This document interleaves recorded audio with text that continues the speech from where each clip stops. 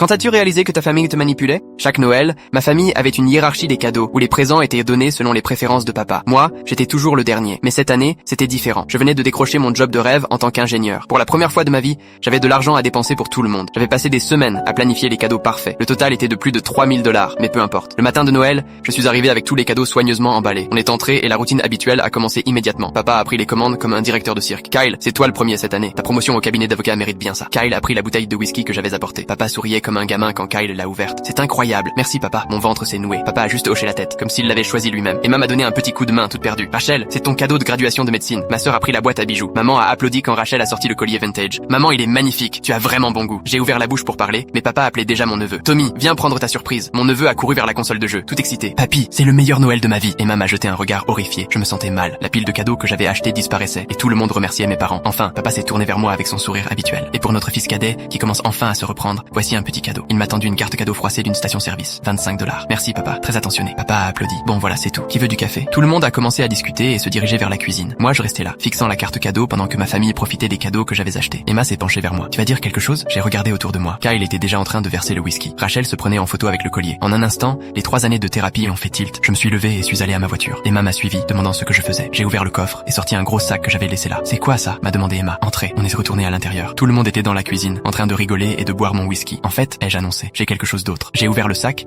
et en est sorti une énorme pile de papier, les reçus des cadeaux, chaque présent que j'avais acheté. La pièce est devenue silencieuse. Mais qu'est-ce que tu fais? A exigé maman. Je me suis dirigé vers Kyle et lui ai tendu la main. Je veux récupérer cette bouteille. Quoi? Pourquoi? Parce que c'est moi qui l'ai acheté et je vais la rendre. J'ai sorti le reçu. Le visage de Kyle est devenu tout rouge. Tu peux pas rendre un cadeau. Regarde-moi bien. J'ai pris le whisky et l'ai remis dans sa boîte. Puis je me suis dirigé vers Rachel. Le collier aussi. T'es complètement fou? A-t-elle éclaté? Non, j'en ai juste marre de ne pas compter. Papa s'est levé, sa voix montant d'un ton. Mais qu'est-ce qui va pas chez toi? Tu veux savoir ce qui ne va pas? Ai-je dit en remballant le collier. J'ai dépensé ma prime de Noël pour vous tous et vous n'avez même pas eu l'amabilité de me laisser donner mes propres cadeaux. Je suis allé vers Tommy qui serrait la manette de jeu. Désolé mon grand, ça aussi ça part. Tommy s'est mis à pleurer. Mais c'est papy qui me l'a donné. Non, c'est moi. Mais apparemment, ça ne compte pas dans cette famille. Maman a essayé d'intervenir. Arrête ça tout de suite. Tu es en train de gâcher Noël. C'est moi qui gâche Noël. J'ai ri en continuant de ranger les cadeaux. Ça fait 30 ans que vous gâchez mes Noëls. Emma m'a aidé à transporter les boîtes jusqu'à la voiture. La famille était en train d'exploser. Kyle nous a suivis dehors. T'es ridicule. On savait même pas que tu avais acheté tout ça parce que papa a bien veillé à ce qu'on ne le sache jamais. Comme chaque année, Rachel l'a rejoint. On peut rien faire contre la manière dont papa organise les cadeaux. Vous auriez pu dire merci à la bonne personne. Papa est apparu dans l'embrasure de la porte, furieux. Si tu prends ces cadeaux, tu n'es plus le bienvenu chez nous. J'ai chargé la dernière boîte et je me suis retourné pour lui faire face. Parfait, parce que j'en ai fini de faire semblant que tout ça est normal.